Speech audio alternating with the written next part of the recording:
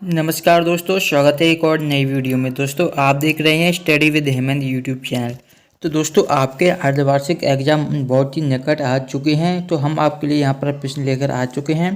तो इस वीडियो को पूरा लास्ट तक जरूर देखिएगा। अगर आप वीडियो को लास्ट तक देखेंगे तो आपको बहुत ही ज़्यादा बेनिफिट होने वाला है। ठीक है, मैं आपको क्या क्वेश्चन बताऊंगा, साथ साथ उनके आंसर भी बताऊंगा, जिससे क्या है आपके क्या रिवीजन भी हो जाएगा एक, और आपको जो एग्ज़ाम का पैटर्न होने वाला है उसके बारे में आपको इस वीडियो में पता लग जाएगा। ठीक है, तो वीडियो को अंत तक जरूर देखिएगा। क्वेश्चन मैंने आत्म कथ्य के कवि हैं। ऑप्शन है सूर्यकांत त्रिपाठी निराला, जयशंकर प्रसाद, गिरिजा कुमार माथुर, ऋतुराज। ये 4 ऑप्शन दिए गए हैं। तो चलिए दोस्तों देख लेते हैं फर्स्ट क्वेश्चन का आंसर। तो दोस्तों इसका जो आपका आंसर हो जाएगा वो हो जाएगा ख नंबर का, जयशंकर प्रसाद। ठीक है, पहला रसात्मक वाक्यम काव्यम परिभाषा है भामय की, दंडी की, विश्वनाथ की और या पंडित राज जगन्नाथ की। तो हमें बताना है जो रसात्मक वाक्यम काव्यम जो परिभाषा थी वो निम्नलिखित में से किसकी है। ये क्वेश्चन दोस्तों एग्जाम में कई बार पूछा गया है, तो बहुत ही ज़्यादा इंपॉर्टेंट है। तो इसका दोस्तों आपका आंसर हो जाएगा विश्वनाथ की। ठीक है, ऐसा भी पूछा जाता है कि रसयुक्त काव्य ही वाक्य है। ठीक है, इस तरीके से भी आ सकता है, तो वो भी याद रखिएगा। फिर आता है एकांकी में कितने अंक होते हैं। ठीक है, हमने दोस्तों आपको जब नाटक और एकांकी में अंतर बताया था, अगर आप यूट्यूब पर जाकर सर्च करेंगे नाटक और एकांकी में अंतर और लास्ट में लिख दीजिएगा with study bye study with Hemant, तो आपको हमने वहाँ डिटेल से समझाया है। ठीक है, तो नाटक और एकांकी जब आपको अंतर बताया था तो हमने आपको बताया था कि नाटक में क्या होता है दोस्तों कई अंक होते हैं, जबकि एकांकी में क्या होता है एक ही अंक होता है। तो ये आपका आंसर क्या हो जाएगा, का नंबर का हो जाएगा तीसरे का। तो आपको का नंबर कर देना है तीसरे का। ठीक है, अब देखिए चौथा दिया गया है, यहाँ पर ध्यान से देखिएगा, जो कि आपका है फादर कामिल बुल के भारत की राष्ट्रभाषा किसे चाहते थे, अंग्रेजी को, संस्कृत को या उर्दू को, या आपको चौथा ऑप्शन भी यहाँ पर देखने को मिलेगा हिंदी को। ठीक है, ये 4 ऑप्शन दिए गए हैं। तो क्वेश्चन IB का आंसर हो जाएगा दोस्तों आपका घ नंबर का, जो कि है हिंदी को। ठीक है, तो ये आपका आंसर हो जाएगा जो फादर कामिल वुल्के थे वो भारत की राष्ट्रभाषा हिंदी को चाहते थे। ठीक है, फिर आता पांचवा एक से अधिक अर्थ व्यक्त करने वाले शब्द क्या कहलाते हैं। ठीक है, हमें बताना कि एक से अधिक अर्थ व्यक्त करने वाले शब्द क्या कहलाते हैं। ऑप्शन ए है अनेकार्थी शब्द, बाह्य एकार्थी शब्द, विलोम शब्द या विपरीतार्थक शब्द। तो ये आप 4 ऑप्शन दिए गए हैं। तो आपने देखिए एक से अधिक जो अर्थ व्यक्त करने वाले शब्द होते हैं दोस्तों वो कहलाते हैं अनेकार्थी। ठीक है, यहाँ पर इस पर देख अनेकार्थी का मतलब क्या होता है दोस्तों, जब किसी शब्द के अनेक अर्थ निकल रहे हैं उसे हम बोलते हैं अनेकार्थी। तो ये आपका आंसर हो जाएगा का नंबर का अनेकार्थी। ठीक है, 8 400 400 400। जी हाँ दोस्तों, इस व्हाट्सएप नंबर को याद कर लीजिए। यहाँ पर आपके मैथ्स, फिजिक्स, केमिस्ट्री, बायोलॉजी सभी क्वेश्चनों के डाउट सॉल्यूशन होंगे अब अपने व्हाट्सएप पर ही। तो दोस्तों आपको क्या करना होगा, अपने फ़ोन में इस व्हाट्सएप नंबर को सेव कीजिए और आपको जिस क्वेश्चन में डाउट है उस क्वेश्चन की यहाँ पर आपको फ़ोटो खींचना है और उसे अच्छी तरीके से क्रॉप करना है, तुरंत आपको उसका वीडियो सॉल्यूशन मिल जाएगा। फिर आप चाहे 6 से 12 तक हो, IIT JEE मेंस एडवांस के हो या फिर CBSE आप UP या फिर किसी अन्य बोर्ड का हो, तुरंत पाइए अपने व्हाट्सएप पर सभी क्वेश्चनों के डाउट सॉल्यूशन। तो लिंक डिस्क्रिप्शन में दी गई है, जाइए डाउनलोड कीजिए। प्रातः नाक किसकी प्रतीक मानी जाती है। तो दोस्तों धनवान होने की, मान सम्मान की, शक्तिशाली होने की या नेतागिरी की। तो दोस्तों जो नाक होती है वो प्रतीक मानी जाती है मान और सम्मान की। ठीक है, तो आपको खवाला जो ऑप्शन दिया गया है मान और सम्मान, अगर ये वाला आप करेंगे तो ये आपका बिल्कुल राइट आंसर होगा। ठीक है, और दोस्तों अगर आपको ये वीडियो पसंद आ रही है तो वीडियो के लिए लाइक का बटन जरूर से दबा लें और चैनल को भी सब्सक्राइब कर लें, क्योंकि इसी चैनल पर आपको इस प्रकार की वीडियो मिलती हैं। ठीक है, तो दोस्तों नेक्स्ट क्वेश्चन की तरफ आगे बढ़ते हैं और देखते हैं आगे के क्वेश्चन से। तो दोस्तों यहाँ पर देखिए प्रश्न क्रमांक 2 में हमें दिया गया है कि रिक्त स्थानों की पूर्ति की, यानी कि जो रिक्त स्थान होते हैं उनकी हमें पूर्ति करनी है। इनसे आप वाकिफ होंगे। तो चलिए दोस्तों इनके भी आंसर देख लेते हैं। क्वेश्चन नंबर फर्स्ट ही आपको देखने को मिल रहा है कि राम ने खालिस्तान भंग करके सीता से विवाह किया। तो राम ने क्या है शिव धनु से भंग करके, यहाँ पर आपको लिखना है खालिस्तान में शिव, उसके बाद आपको लिखना है दोस्तों धनुष। ठीक है, शिव धनुष भंग करके। ठीक है, ये आपका आंसर हो जाएगा शिव धनुष भंग करके क्या है सीता जी से विवाह किया, ये आपका आंसर हो जाएगा। तो नोट कर लीजिएगा। फिर आता है वस्त्र आभूषण स्त्री जीवन के खालिस्तान है। तो क्या है वस्त्र और जो आभूषण है स्त्री जीवन के बंधन है। ठीक है, क्या है बंधन है। सेकेंड का आंसर आपको आ जाएगा बंधन। ठीक है, ये आपका हो जाएगा। आगे देखिएगा नेक्स्ट है आपका थर्ड वाला, जो कि आपको दिया गया है कि चरण सरोज पखारन लागा खालिस्तान अलंकार का उदाहरण है। तो कौन से अलंकार का उदाहरण है हमें बताना है। तो दोस्तों चरण सरोज पखारन लागा इसमें आपका रूपक अलंकार हो जाएगा। क्या हो जाएगा दोस्तों? रूपक अलंकार हो जाएगा। तो नोट कर लीजिएगा रूपक अलंकार। फिर आता है कि दोहा छंद में कुल कितनी मात्राएं होती हैं? तो दोहा छंद में दोस्तों टोटल 24 यानी कि 24 मात्राएं होती हैं। तो इसे भी नोट करते चलिएगा, ठीक है। सभी क्वेश्चन के रिवीजन के साथ साथ आप क्या चाहे तो अपनी नोटबुक में नोट भी कर लीजिएगा, क्योंकि ये आपके फाइनल एग्जाम की दृष्टि से भी बहुत ही ज़्यादा महत्वपूर्ण है, ठीक है। फिर आता है बाल गोविंद भगत खालिस्तान के पद गाया करते थे। तो जो बाल गोविंद भगत थे दोस्तों, वो क्या है, जो कबीर जी हैं उनके पद गाया करते थे। तो ये आपको यहाँ पर कबीर कर देना है, ठीक है। ये आपका आंसर हो जाएगा, ठीक है। यार आपके मन में कोई भी डाउट आता है किसी भी क्वेश्चन को लेकर, तो आप क्या कमेंट बॉक्स में पूछ सकते हैं, ठीक है। फिर देखिए नेक्स्ट है हमारा कि टेढ़ी खीर मुहावरे का अर्थ है। तो दोस्तों आप सभी लोग जानते होंगे टेढ़ी खीर जो मुहावरे का अर्थ होता है वो होता है कठिन कार्य। किस प्रकार का कार्य दोस्तों? कठिन कार्य, ठीक है। कोई भी कार्य कठिन होता है तो हम बोल देते हैं कि ये बहुत टेढ़ी खीर वाला कार्य है। तो इस तरीके से आपको क्या हो जाएगा? कठिन कार्य। टेढ़ी खीर जो मुहावरा की उपयोग किया जाता है वो किसी कठिन कार्य के संदर्भ में प्रयोग किया जाता है। तो ये आपको यहाँ पर कठिन कार्य कर देना है। फिर जो लास्ट क्वेश्चन दिया गया है कि सांप को देखते ही देखते खालिस्तान गिरते पड़ते रोते चिल्लाते भाग चले। तो यहाँ पर जो खालिस्तान दिया गया है इसमें क्या आएगा ये हमें बताना। चलिए दोस्तों देख लेते हैं। तो दोस्तों एक जो क्वेश्चन दिया गया था यहाँ पर कि सांप को देखते ही गिरते पड़ते रोते चिल्लाते भाग चले। तो यहाँ पर आपके आ जाएंगे दोस्तों बच्चे, ठीक है। तो क्या हो जाएगा दोस्तों? सांप को देखते ही यहाँ पर आ जाएगा आपके बच्चे, गिरते पड़ते रोते चिल्लाते भाग चले। इस तरीके से आपके यहाँ पर रिक्त स्थान कंप्लीट होते हैं। अब आती हैं आपकी सही जोड़ियाँ, तो उन्हें भी देख लेते हैं। तो दोस्तों यहाँ पर देखिएगा ये आपकी सही जोड़ियाँ दी गई हैं, ठीक है। अब हम सही जोड़ियों के आपको क्या मिलान करके बताएंगे। तो पहला है उद्धव। तो उद्धव का क्या हो जाएगा दोस्तों? योग का संदेश। पहले का आपका ख नंबर का हो जाएगा उद्धव, ठीक है। फिर देखिए नेक्स्ट दिया गया है दूसरे नंबर का देखिएगा कामायनी। तो आप सभी को पता है दोस्तों कामायनी क्या है दोस्तों?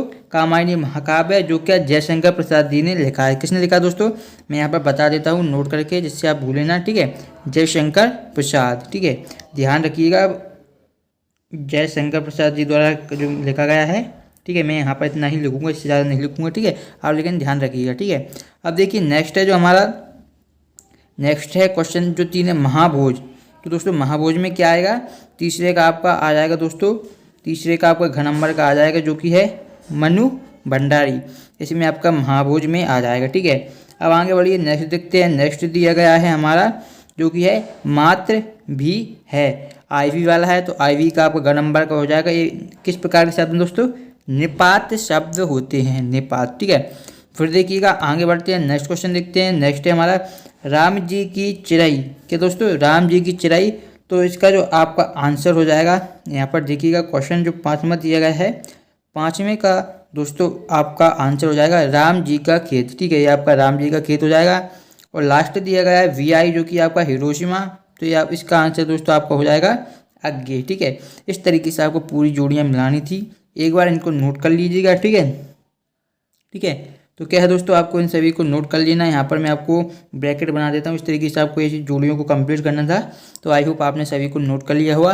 अब हम नेक्स्ट क्वेश्चन की तरफ आगे बढ़ेंगे और देखते हैं नेक्स्ट क्वेश्चन। अब देखिएगा दोस्तों नेक्स्ट क्वेश्चन दिया गया है कि निम्नलिखित प्रश्नों के उत्तर एक शब्द या एक वाक्य में दीजिए, ठीक है। जब भी दोस्तों आपको क्या इस प्रकार का क्वेश्चन पूछा जाए कि एक शब्द या एक वाक्य में उत्तर लिखनी है, तो आप हमेशा क्या कीजिए दोस्तों, हो सके तो हमेशा एक वाक्य में ही उत्तर लिखिए, ठीक है। कुछ स्टूडेंट क्या करते हैं, कभी कभी यहाँ पर लिखा आता है कि निम्नलिखित प्रश्नों के उत्तर एक वाक्य में लिखिए, कभी कभी एक शब्द नहीं लिखा रहता। और क्या करते हैं दोस्तों, अगर आपने 5 क्वेश्चन के आंसर क्या एक शब्द में दे दिए तो दोस्तों आपको एक भी मार्क्स नहीं दिए जाते, यानी कि एक भी अंक नहीं दिए जाते, ठीक है। तो ये जरूर ध्यान से पढ़िएगा कि यहाँ पर आपको क्या लिखा गया है। एक शब्द एक वाक्य में लिखा गया है तब तो आप एक शब्द में भी दे सकते हैं और एक वाक्य में भी दे सकते हैं। अगर यहाँ पर एक शब्द नहीं लिखा गया है दोस्तों, तब आपको पूरे प्रश्नों के उत्तर एक वाक्य में ही देने हैं।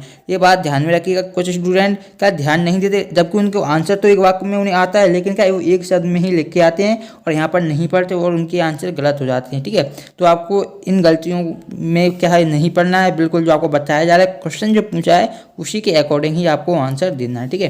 यहाँ पर देखिए सीता स्वयंवर में राम लक्ष्मण किसके साथ आए थे, ठीक है। तो इसका आंसर हो जाएगा दोस्तों आपका विश्वामित्र जी के साथ आए थे। किसके साथ आए थे आप सभी को पता होगा, आपने जो रामचरितमानस उसे रीड किया होगा या रामायण भी देखी होगी, तो वहाँ पर स्पष्ट यहाँ पर जिक्र किया गया था, ठीक है। तो क्या आंसर हो जाएगा दोस्तों विश्वामित्र, ठीक है। इस तरीके से आपका आंसर हो जाएगा विश्वामित्र के साथ, ठीक है। प्रातः भक्तिकालीन काव्य का प्रधान विषय कौन है। तो भक्ति काल से आपको स्पष्ट लग रहा होगा। भक्ति काल का जो प्रधान जो आपका क्या रहेगा दोस्तों, काव्य रहेगा, वो क्या रहेगा, किस में रहेगा, भक्ति भावना में। तो यहाँ पर आपको क्या कर देना दोस्तों, भक्ति भावना, ठीक है। ये आपका राइट आंसर हो जाएगा, भक्ति भावना, ठीक है। सभी आंसर नोट करते चलिएगा, बहुत ही महत्वपूर्ण है आपके एग्जाम के लिए, इसलिए आपको ये बताए जा रहे हैं, तो आप इनको तैयार करते चलिएगा। क्योंकि दोस्तों अब आपको डेली वीडियो मिलने वाली है, आपके एग्जाम के बहुत ही निकट आ चुके हैं, तो आप क्या है डेली वीडियो देख लीजिएगा, ठीक है। करोड़ रस का स्थायी भाव होता है, ठीक है। यहाँ पर ओनली हमसे क्या करोड़ रस का स्थायी भाव पूछा गया है, तो करोड़ रस का स्थायी भाव शोक होता है। क्या होता है दोस्तों, शोक होता है, ठीक है। लेकिन आपको जितने भी रस हैं सभी रसों के स्थायी भाव पता होने चाहिए। जो वीर रस होता है उसका स्थायी भाव क्या होता है, वीर रस का उत्साह होता है, ठीक है। इसी प्रकार का दोस्तों आपको सभी के होने चाहिए, ठीक है। हास्य रस का हासी होता है, ठीक है। और जो जितने भी आपके रस हैं सभी के स्थायी भाव आपको पता होने चाहिए। साथ ही साथ उसके एक आपको उदाहरण भी पता होना चाहिए।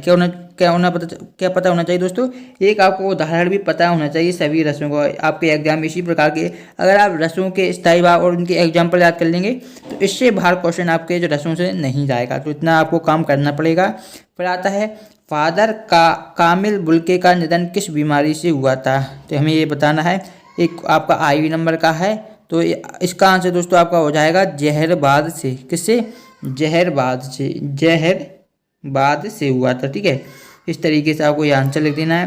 फिर आता है क्वेश्चन नंबर नेक्स्ट, जो कि है आपका समास के कितने प्रकार होते हैं, हमें बताना है दोस्तों। समास होते हैं उसके कितने प्रकार होते हैं, बहुत ही इंपॉर्टेंट क्वेश्चन है। समास भी के प्रकार भी पूछ लिए जाते हैं, संधि के प्रकार भी पूछ लिए जाते हैं, दोनों बहुत ही महत्वपूर्ण क्वेश्चन है। समास कितने 6 प्रकार के होते हैं, ठीक है। तो ये आपको ध्यान में रखना है, ठीक है।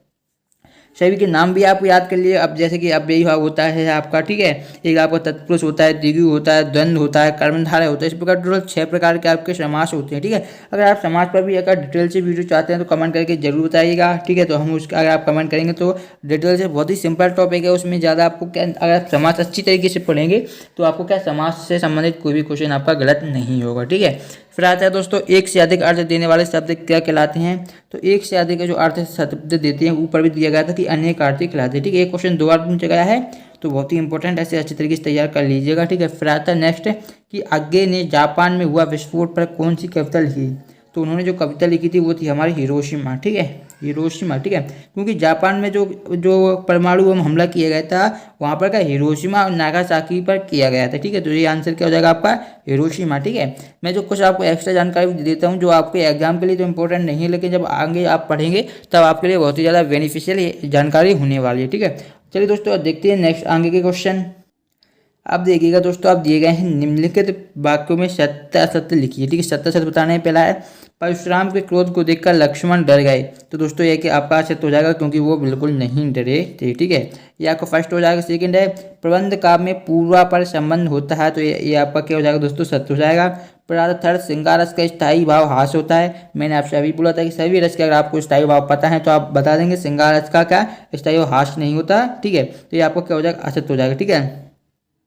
फिर आता है मानव संस्कृति अविभाज्य है, तो ये आपका ये भी सत्य हो जाएगा आपका, ठीक है। फिर आता है सप्तऋषि में कर्मधारय समास है, तो ये आपका सत्य हो जाएगा क्योंकि सप्तऋषि का मतलब क्या होता है दोस्तों, 7 ऋषियों का समूह, ठीक है। तो यहाँ पर क्या संख्यावाचक आया, तो आप समझ गए होंगे कि कौन संख्यावाचक जो पद रहता है उसमें कौन सा समास रहता है, ये बताने की बिल्कुल भी जरूरत नहीं है, ठीक है। फिर आता है आप कमेंट करके जरूर बताइएगा इसका आंसर, फिर ठीक है। फिर आता है भोलेनाथ पिताजी के साथ ज़्यादा रहता था, तो ये आपका सत्य है या असत्य, तो ये आपका हो जाएगा दोस्तों, ये आपका सत्य हो जाएगा। इस तरीके से आपको जितने भी ऑब्जेक्टिव क्वेश्चन है लगभग दोस्तों हमने 30 के समथिंग ऑब्जेक्टिव क्वेश्चन देख लिए हैं इस वीडियो में, ठीक है। अगर आपको ये वीडियो पसंद आए तो वीडियो को लाइक जरूर करें। नेक्स्ट वीडियो में आपको इसके क्या इंपॉर्टेंट क्वेश्चन बताए जाएंगे, 2 अंक के, 3 अंक के, 4 अंक के, और जितने भी आपके 5 और 7 का जो निबंध आने वाला है वो बताए जाएंगे। इसलिए चैनल को सब्सक्राइब करके रखिएगा। मिलते हैं नेक्स्ट वीडियो में, तब तक देखते रहिए आपका अपना चैनल स्टडी विद हेमंत। धन्यवाद दोस्तों, मिलते हैं नेक्स्ट वीडियो में।